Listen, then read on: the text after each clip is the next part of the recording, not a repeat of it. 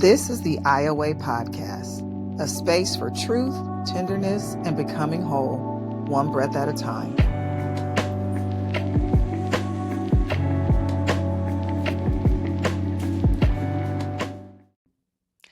Welcome back, everyone, to the IOA Podcast. I'm your host, Dr. Malika.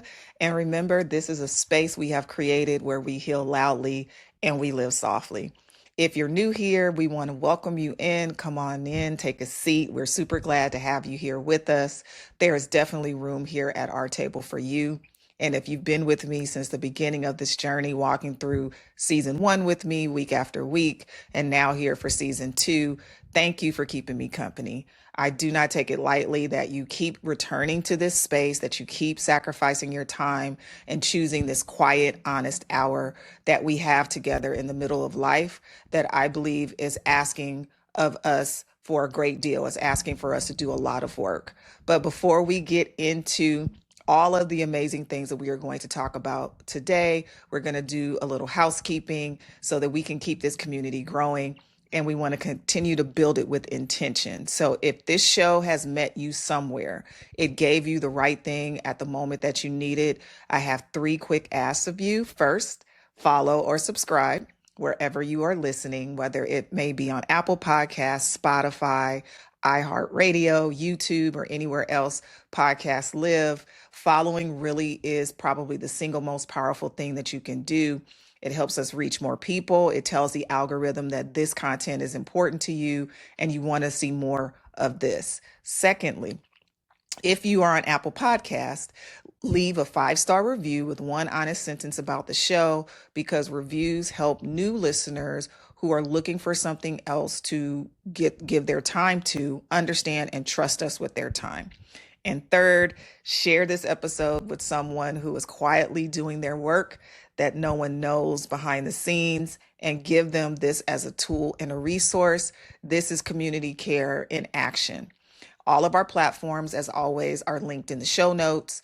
The Substack companion to this particular episode is already live, and our paid subscribers have an extended practice waiting for them this week, one that goes deeper than just what we can do here in the time that we have together. It includes a guided pause that you can use in the middle of your week to break up old patterns. We're going to be talking about a letter that you'll write to yourself for your own lineage. And I'll also be talking to you more about that as we get closer to the end of the show. I want to shout out the WDJY listeners. As always, thank you for rocking with me in the city of Atlanta, Georgia.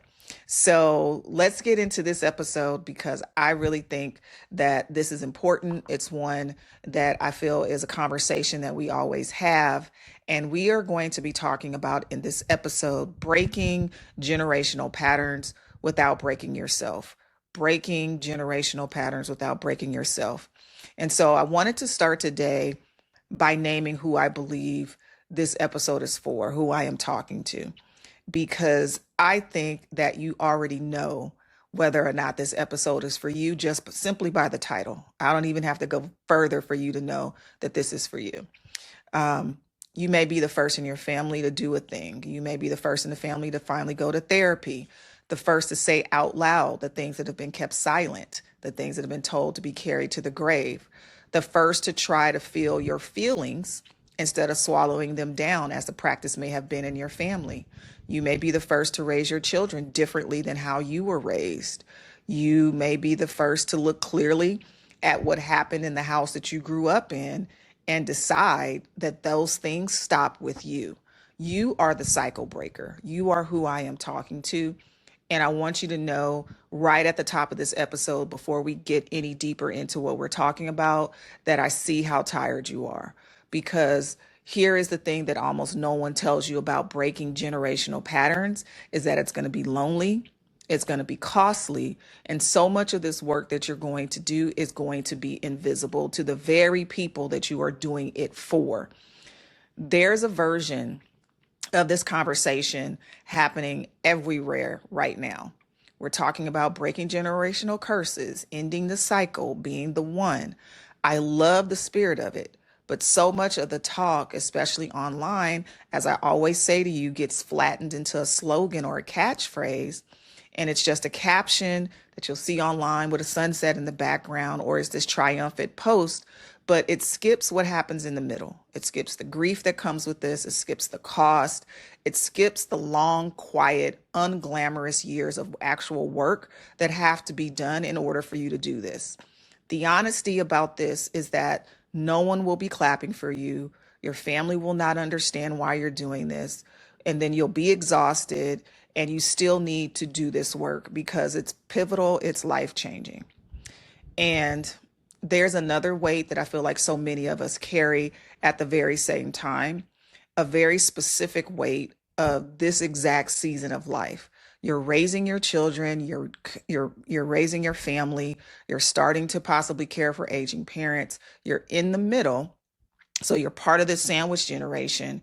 And while that almost sounds like a cute phrase, it really is not.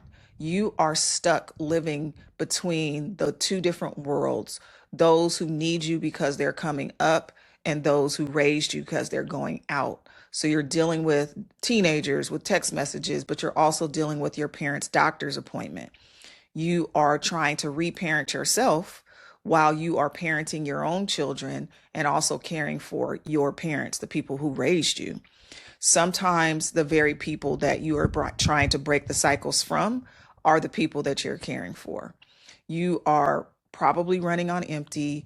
You feel most days like you're failing at every one of these roles that you are doing all at the same time.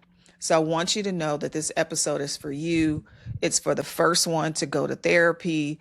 It is very much for the one that is waiting in the waiting room with their patient with their parents at the doctor's appointment. It's not you being disloyal. This is you going through the process of not only reparenting yourself and healing old wounds.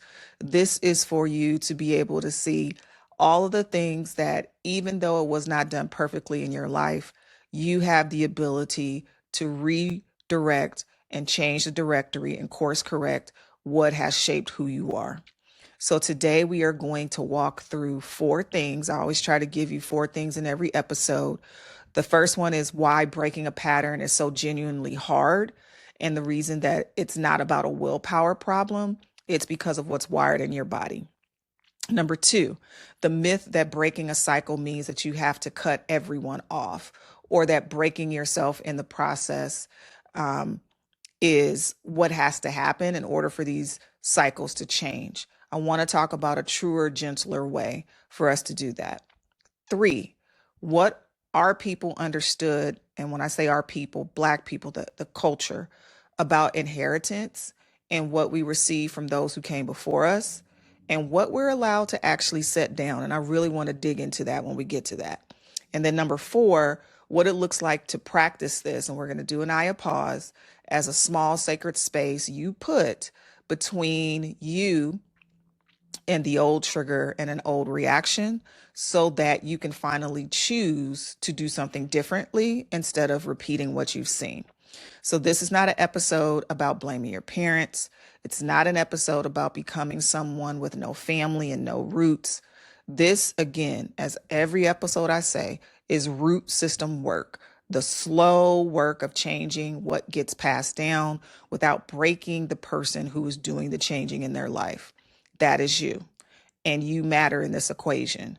You're not just the instrument of the healing. You are one of the people it is for. So let's take our first break of the episode. And when we get back, we will dig into understanding why these episodes and patterns are so hard to break. So we will be back in just a second.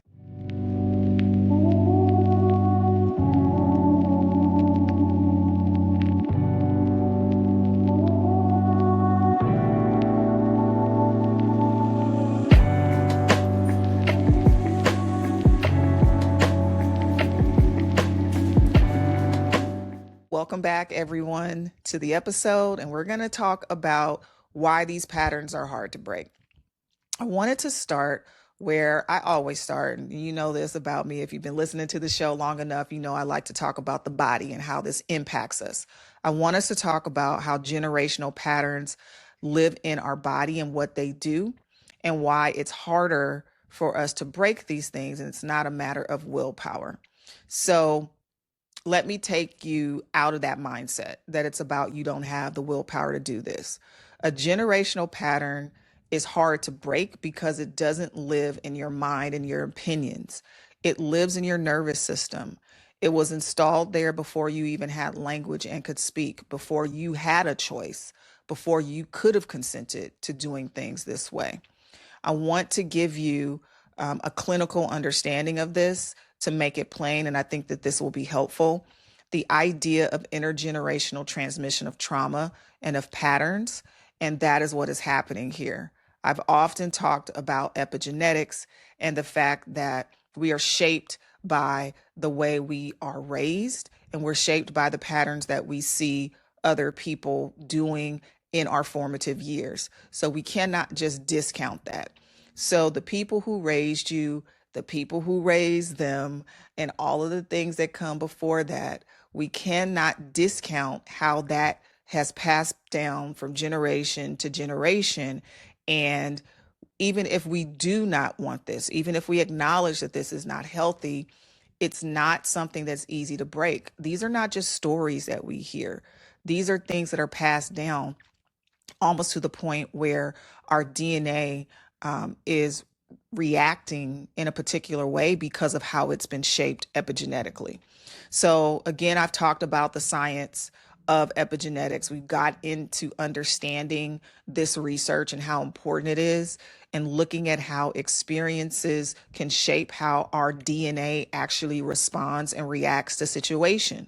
The reason why you see severe stress and trauma responses in certain people is because of the generations that preceded them that have passed down these particular markers in their genetic code, that in certain situations, they are going to respond this way.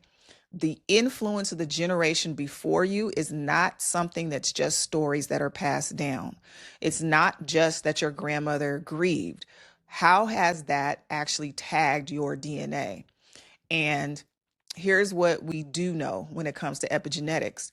A frightened nervous system will raise a child. A mother who has always braced or flinched at a raised voice is now teaching that child to also respond in the same way. They're not doing it with words, they're doing it with their bodies. So it is inherited. It is the way a first language is inherited. You didn't choose it. You simply grew up fluent in this particular thing. And there's a second thing that in the heart may be harder out of these two things. And the second thing that I think is harder is breaking a pattern often feels like you're betraying the people that came before you, because the pattern, the yelling, the silence, the shame, the swallowing your feelings, was not only harm, it was also very often how the people who loved you, how they survived.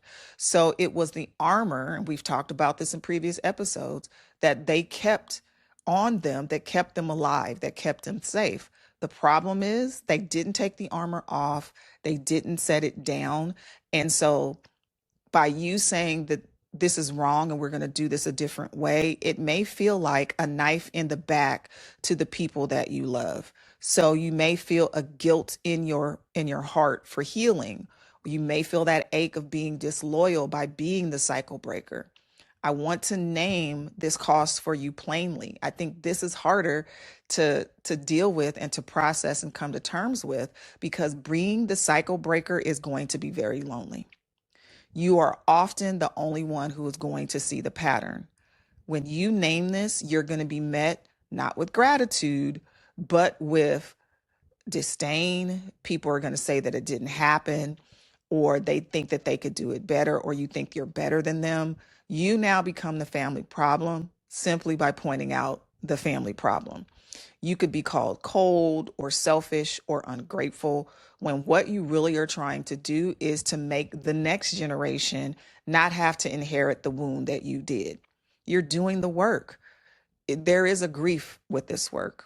And so what will happen is you're grieving the childhood you didn't get, the understanding from your family that you may never actually get, and you're having to do this quietly while keep having to show up in the spaces that are shared anyway. And so I want to talk about the fact that this can impact you in a way that you become exhausted.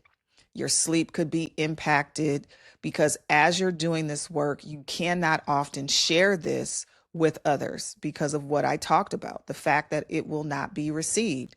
And you're still doing the other things that you're responsible for. So not only are you doing this grief work, but you're also dealing with the fact that you still have to be a mother, you still have to be a father, you still have to raise these children or build this family, you still have to go to work and be a professional. And also, you may be caring for your parents, right? Because they are aging. And so, this journey is going to be lonely. And I want you to be aware and walk into this informed that this is going to be something that you are going to be able, that you're going to face. Let me just say it that way. It's not something that is avoidable. You're going to go this direction, but what you're doing is rewarding. You are quietly rewiring the generations of pain to make sure that no one else in your family has to feel what you felt, what your parents felt, what their parents felt, and etc. It's going to have you sensitive a lot.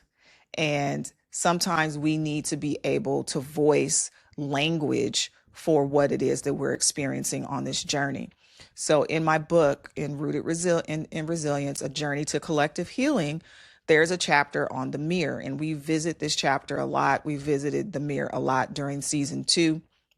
And the way the mirror applies to this particular episode is that you cannot break a pattern that you cannot see. You cannot heal while you're still looking at yourself through that warped reflection that there's nothing wrong and that everything is okay. The mirror in this context is not about blame, it's about clarity. And clarity is the first thing that has to happen before anything is going to be able to change in your life. So we are going to take a break again, and we are going to come back and we're going to get into the next thing of our 4 points for this episode. And we're going to talk about the myth of breaking everything in order to break the cycles and the curses. We'll be back in just a second.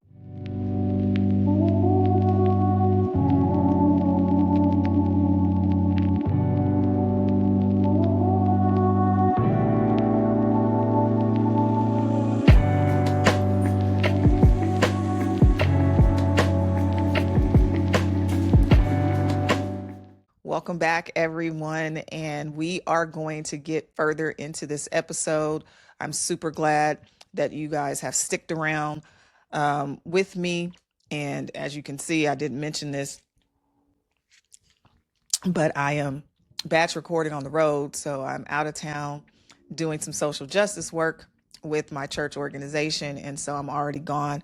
And I was like, well, I still got to get these episodes out. So that's the background being different in the next couple of episodes, but we will be back home shortly. So I want us to get into talking about the myth of breaking everything. And I think that this is going to be important because we need to name the fact that in order for us to break a cycle, we have to blow the entire thing up.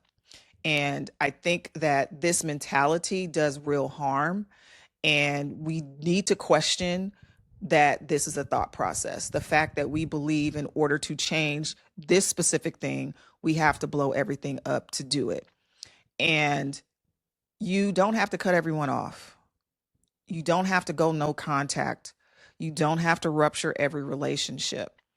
You have to be able to understand from a surgical standpoint, where in my life do I need to heal? What changes need to be made? Because doing this type of healing already hurts. It's already painful, the process of it. But also, this myth says that the other pain I have to deal with is I have to get rid of my family, that the price of protecting my children is I have to go scorched earth with every other relationship in my life. What I want to say to you clearly is that that is not true. It is not the only way for you to accomplish this work. And for a lot of people, if we're being honest, it's not a healthy way to go. So I want to be careful in how I say this because there are situations where real distance is genuinely necessary and it's the only answer.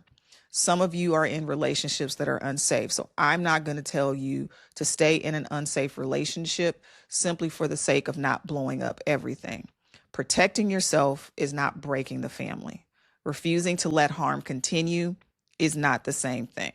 So you don't need my blessing, but you have it. Do what you need to do to keep yourself safe. I'm not talking about that. I am talking about the much larger group of us who have absorbed this idea that unless we perform a total dramatic rupture to the relationships that we have, they have not really done this work. And so they are doing work in a way to where they are cutting off even the things that don't need to be cut off. And they feel like failures because of this complicated love and these imperfect families that they belong a part of. You can break the patterns without breaking yourself. You can change what gets passed down without dishonoring the people who passed it to you.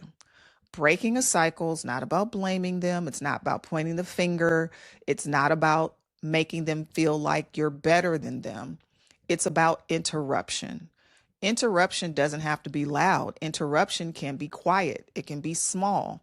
It happens with a thousand tiny little times and moments that you do that add up and are not a single dramatic scene.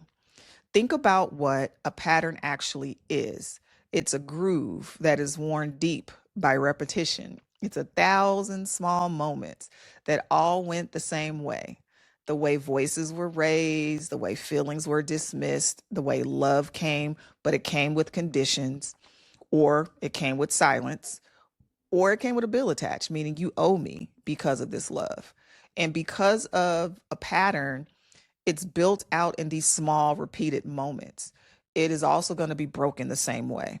And so every time that you stay calm, where there could have been rage or that was your natural inclination, every time that you say, I love you, where that would have been a space of silence, every time that you let your child have a feeling instead of shaming it out of them, you lay down a new groove and it feels tiny in the moment, but those small interruptions will compound over time.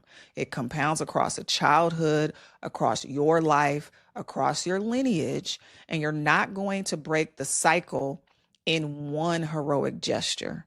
You're going to have to break it the way it was made. It was made quietly, it was made daily, it was made one interaction at a time, and that is what you're going to have to do here. And so here's a reframe that I want to give you underneath this reframe, right? The one that I think most of you want to carry. You're not betraying the lineage. What you're actually doing is extending it. You are allowing healthy boundaries to be put in place so that the family lineage doesn't go extinct. You're not going to be the end of your family line. You're going to be the one that's going to help continue it. You can be the branch that grows towards the light that your grandparents couldn't reach. You can break the harmful pattern not by cutting down the entire tree, by pruning it. I'm not a person that gardens, but anyone that gardens knows that in order to produce growth and to promote growth in a plant, in a tree, etc., you will need to prune certain parts in order for the whole to be healthy. That is what is happening here. Even when you are expressing the harm, you're doing it out of love and you're doing it so that you can leave the harm behind and that you can move forward with the love. It's not disloyalty. It's probably the most profound sense or act of loyalty there actually is. The language for this in the book is the table, because the table is where the family passes down everything. We usually do it out loud. We do it with our food. We do it underneath the words. At the table, you are learning who is allowed to speak, who has to stay quiet, what feelings are welcome at this in this space, and what feelings have to be kept to themselves, what love actually tastes like in this environment and in this family, and what will nourish you or what will put a knot in your stomach.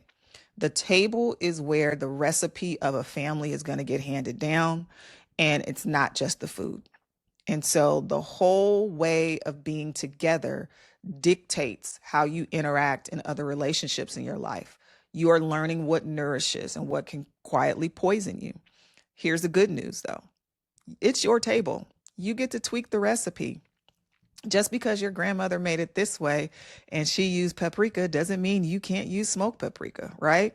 This is your meal. And although you grew up with the meal being this way, your table is now yours, and you have the ability in your own home to decide what's going to get passed down. That is why every voice is welcome, because your voice is going to be important.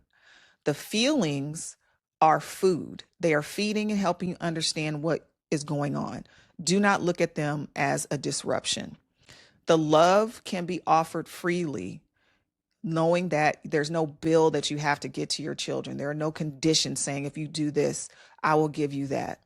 You are basically shaping and creating a different sense of family that will allow you to not only change the cycles and break the cycles, you can do it without tearing down the house. You can do it with still honoring the people that came before you. You can do it by setting a better table inside of your environment, inside of your family structure, to allow your children to move from that place forward. So we are going to take another break. We're going to come back and we're going to talk about what we inherited and what we sat down. And I really think that this is going to be probably the most profound segment. So do not step away. Stay with us. We will be back in just a second.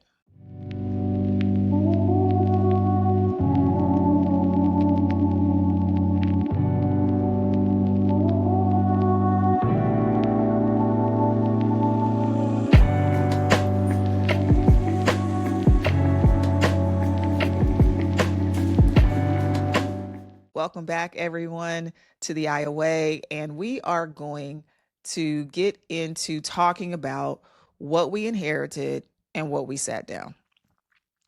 And so I wanted to widen the lens in this particular segment, the way I often do every episode, because I do not want you to hear this work as a rejection of the people that you come from, because it's not. The wisdom of our ancestors is something that I will never, ever discount, dismiss, or throw away, because there's something much older and wiser in this process that we're trying to do, but we don't get here without them. In many West African traditions and across the spiritual worlds of the African diaspora, the line between the living and the dead is not a wall. What they look at it as is a doorway. The ancestors are not necessarily gone. They are still present for you. They are honored. They are understood. They're still involved in the lives of their descendants, and they're still invested in the family line. And so the way this looks basically is the fact that we don't come from people who believe that once you die, you just simply vanish. We come from a people who believe that you join, or they join, this great cloud of those who came before them and came before us, that keep watching over us, that keep caring for us, that keep hoping for the ones who will come after us. And they sit with us in a way that, although we cannot see it, we often can feel it. And I want you to sit with this with this meaning of this, because I think it's going to be very important for the work that we are going to do. If you are believing of this concept, you will believe that they hoped that their descendants would break any cycles that existed in their families. And so I will give you an example from a personal standpoint. One of the things that my father was very adamant about when it came to cycle breaking was the fact that he was not raised with his father. He didn't know who his father was. And I've talked about on this podcast the fact that I was able to find my paternal grandfather, but I did it after my father had passed away, and unfortunately after my grandfather had actually passed away. But the cycle that my father was breaking was determined. He was determined to be a present and amazing father, and he did that. And he was able to do that without casting judgment on my grandmother, his mother, without casting judgment on his father, who he didn't know. He was not being disloyal by being the cycle breaker. He was actually an answered prayer. And because of him being determined to break that cycle, I and my siblings were the beneficiaries of that. And so I want to give you a truer way of looking at inheritance, because this is what this is. Because it seems like a small word, but it's really important. To inherit doesn't mean that you have to receive everything and keep everything that's given to you. It means you take what's given to you, you examine it, you keep the things that work for you, and get rid of the things that don't. And we often don't do that from an emotional standpoint, from a pattern standpoint. We take in everything and we never get rid of the things that don't serve us. Um, we only keep the things that should be beneficial, right? Whatever causes you harm, you have the right to set that down. You're not having any kind of animosity. There's no contempt. It's okay for you to sit this down. Think about that armor, right? If our ancestors and our predecessors and those who came before us built this armor, they built that armor for the experiences and the journey that they were going through. When they give you the armor, it may not be necessary for the journey that you are going through. Their journey is not yours. And so that armor that they passed down, although weighing you down, was not a character flaw, it's what they needed to survive. But now that you have it, look at it, honor the journeys that they've made and how they were resilient enough to push through, but also say, I need to build my own armor. I need to make the armor that fits for me. And armor needs to be reanalyzed, restructured, reconstructed every generation. The whole point again is that the family should be far enough down the road to where the things that were needed in the past are not needed in the present. And you're allowed to be the person that says that. You're allowed to be the person that says, we don't need this anymore. It's not necessary. Or taking off the armor altogether may be something that you realize is necessary, that we're fighting a battle that no longer exists for that. There's a word in West African culture called Sankofa that kind of embodies this whole concept. And you may know what this looks like. It's the image of the bird with its head kind of turned back while its body is moving forward. What is happening is you're reaching to retrieve something precious that was behind you, but you still need to keep moving forward as you are doing it. It's not about living in the past. It's not about erasing it. It's about returning to what came before you with clearer eyes so that you know how to continue to move forward, to know what's valuable and only the things that are valuable. That is the whole posture of a cycle breaker. You are the Sankofa of your family. You reach for the treasures, you reach for the resilience, the faith, the fierce and stubborn love that existed, that helped you survive things, that helped those who came before you survive. Those are the things that you hold on to and you move forward with.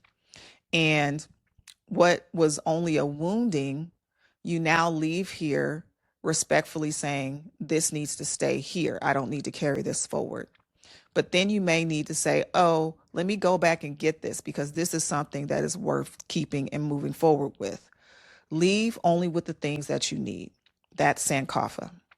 So to bring this back to the book again, the chapter in Rooted in Resilience on the bloom is really applicable to what we're doing here, because that is the work that you are doing. You are not just in the garden arbitrarily. You're the new thing that is blooming from very old roots. The roots go down further than we can see, right? We can't see these things. It goes back to the people whose names you may not know, right? The ancestors, the roots that came before you. They're not the enemy, and they're why you're still here. They're why you're strong enough to bloom at all. The bloom is not rejecting the root. You are not rejecting it. What is happening is you're reaching towards something new so that you can continue to grow. Every hard thing that your ancestor survived was the root growing in the dark so that one day something beautiful could bloom later. Something tender could still be alive. It could face the sun and it could be vibrant. That something is you. You are the bloom. And when you break the cycle, you're not dishonoring the roots that you came from, but you are actually doing what they wanted you to do. You're becoming the very thing that they grew in the darkness so that it could be possible. So I'm going to take another break and we're going to come back and we're going to do our Aya pause for this episode. And we're going to get into putting this work into practice. So take a break and we'll be back in just a second.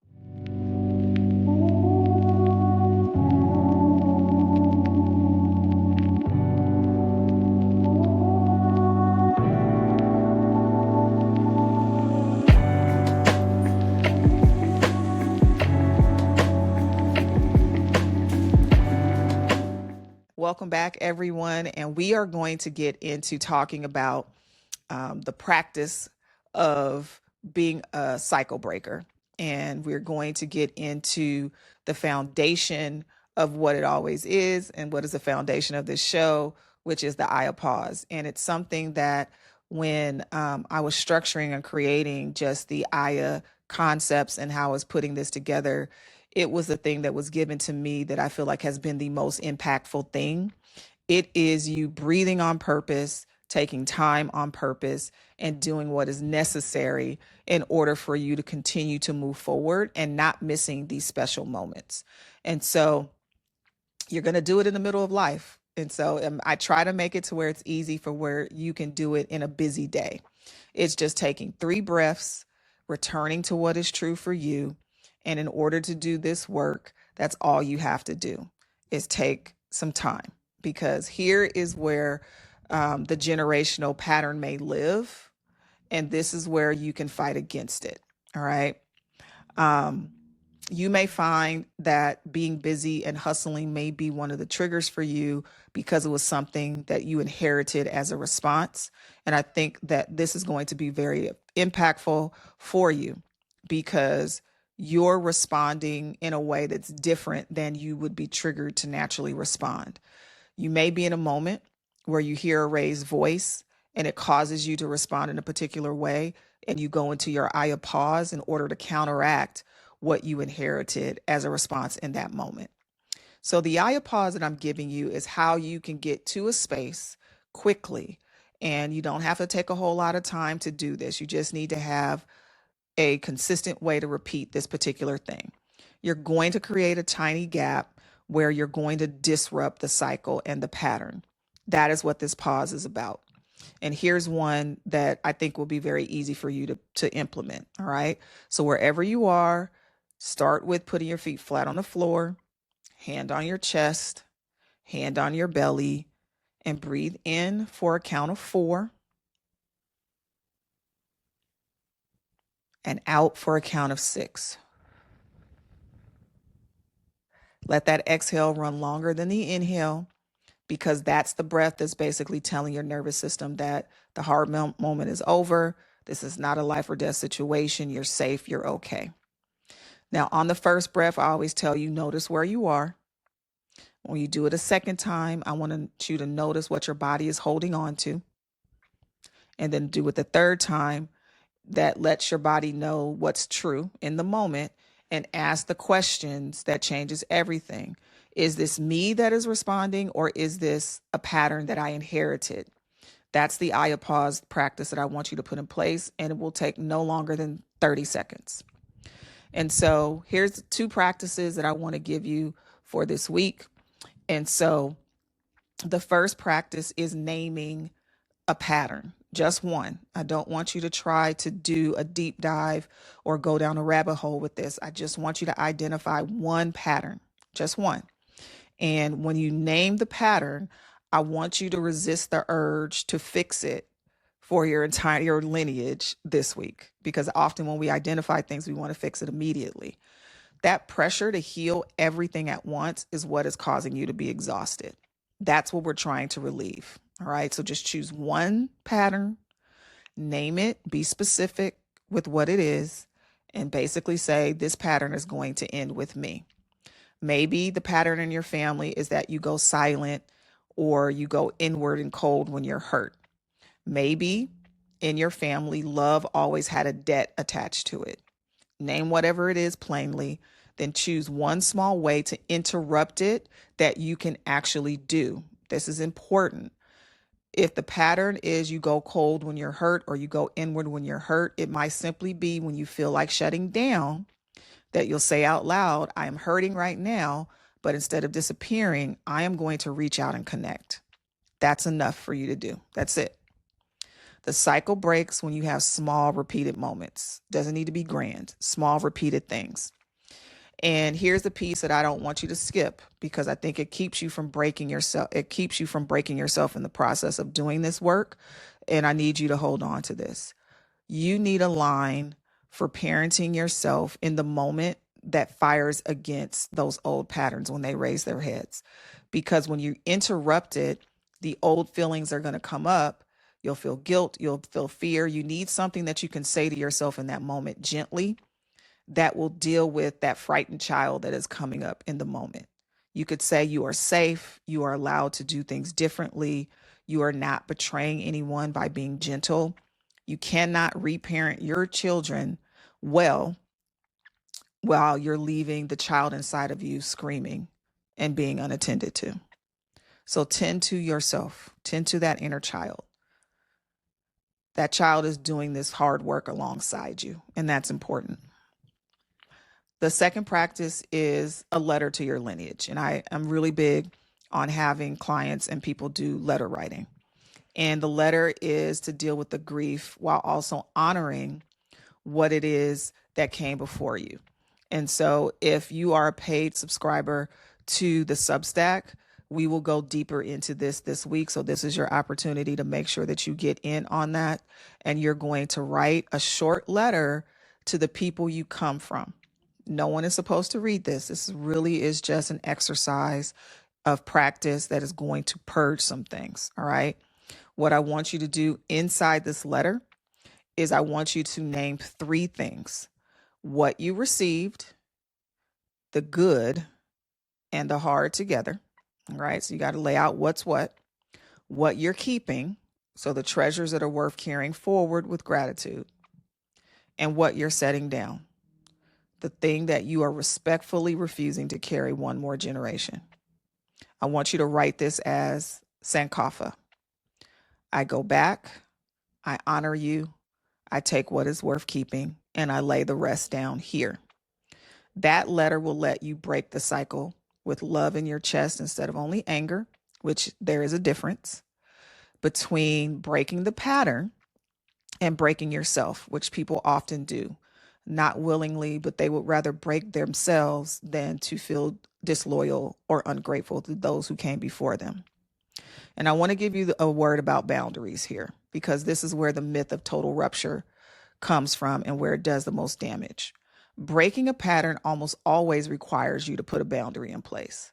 But boundaries are not just about a cutoff of the person.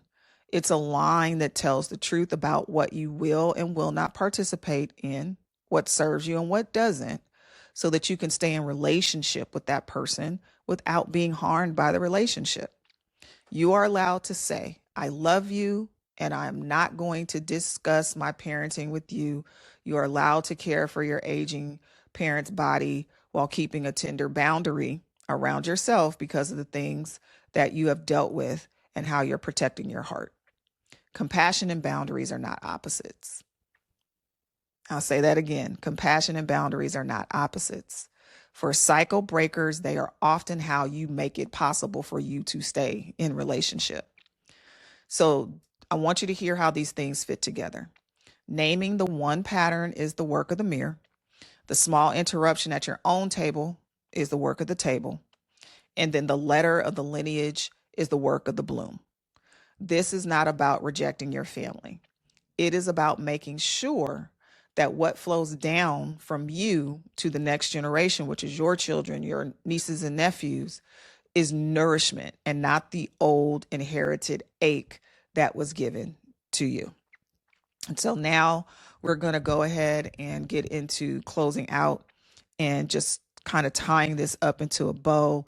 And before you go, I just want you to ask yourself this question. And I don't want you to be quick with the answer. I really want you to be thoughtful as and contemplative before you answer. Sit down and maybe write, this to yourself this week. Here's the question. What pattern is ending with you? Don't pick more than one, just one. Remember, you're not ending them all.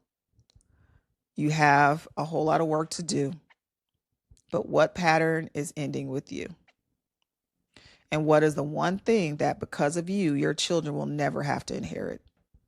That's enough. Those two questions are connected to each other. And I think that they're very powerful. So to my cycle breakers out there who feel alone, I want you to know I see you. I want you to know that I'm here. I want you to know that I will be providing additional resources for you to use. And just because no one in the family understands your work that you're doing does not mean that it's not important. It is very important. So every gentle choice that you are doing is going to land somewhere. It's either going to land in your children or land in the lineage or in the future that you may not be able to see. Know that you're not alone, even when you feel as if you are, and that this space is yours to be in, and the work is going to be quiet, but keep doing the work. If you feel exhausted, I see you too. I understand it. And the tiredness that comes with this work, I want you to figure out a way to make sure you're caring for yourself, doing your eye of pause so that you do not feel stuck here. So just as we go out, just a reminder that the Substack and the resources that you get throughout the week are an extension of this in order to help you feel supported in the work and the journey that you're doing. There's a lot of heavy lifting in the things that we are talking about. And I think that it's really important for us to have this support as we walk these journeys because you're unearthing and digging up some things. And I want to make sure that you don't feel like you're in this and on this journey by yourself. And so just want to kind of give you a sneak preview into what we will be talking about next week when we get into episode number 38. It's like at this point, I am starting to forget what it is that we have going on because there are so many things that we talk about. But I just want you to know that we will be digging into looking at creativity next week and how creativity is a healing space and a healing practice. And I want you to do this work and continue to start on this pattern of healing and breaking these cycles. And I want to bring it in for you to be able to understand how healing the power of creativity could possibly be on this journey. That letter writing you doing has a creative component to it so that you can see the connection there. But as always, remember all the things that I gave you for the show. Remember the fact that breaking the cycles is not requiring you to break yourself or blow up all your relationships. That's a way for you to do this, and that you're not betraying your lineage by doing it. You're basically honoring it. Don't forget to do your eye of pauses for this week. Remember, you can always find me on any of my social media. Make sure that you reach out. Let us know how these episodes are impacting you and understanding that you are choosing to receive the things from the inheritance that serve you and put down the things that don't. Until next time, this is the IOA. I'm Dr. Malika, and make sure that you continue to heal loudly and live softly. We'll see you next week.